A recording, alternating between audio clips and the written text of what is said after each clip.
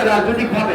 একটা সচেতনতার দিকে নিয়ে আসতে সক্ষম হয়েছিলাম, যার ফলে একটা ধারাবাহিক ছাত্র এবং তরুণদের আন্দোলন এবং রাজনৈতিক আন্দোলন সকলের সম্মিলিত প্রচেষ্টায় আমরা ফ্যাসিবাদ মুক্ত বাংলাদেশ পেয়ে শ্রদ্ধার সাথে স্মরণ করি এই গণ অভ্যুত্থানের নিহত সকল শহীদদের। আমরা সুস্থতা কামনা করছি আহত সকল আমাদের সহকর্মী এবং সহযোদ্ধা নেতৃবৃন্দ। আপনারা জানেন যে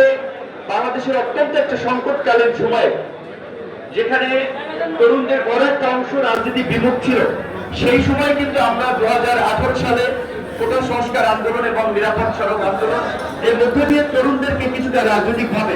একটা সচেতনতার দিকে নিয়ে আসতে সক্ষম হয়েছিলাম, যার ফলে একটা ধারাবাহিক ছাত্র এবং তরুণদের আন্দোলন এবং রাজনৈতিক আন্দোলন সকলের সম্মিলিত প্রচেষ্টায় আমরা ফ্যাসিবাদ মুক্ত বাংলাদেশ পেয়েছি। আজকের এই ফ্যাসিবাদ মুক্ত বাংলাদেশে যেন নতুন করে কোনো ফ্যাসিবাদ তৈরি না হয়, নতুন করে আমাদের যেন কোনো সংখ্যা তৈরি না হয়, সেজন্য আমাদেরকে সর্বশেষ আব্বাস সাহেব যেটা বলেছেন এটাই আসলে বাস্তবতা, যে আমরা এখানে সব রাজনৈতিক দল মত পথের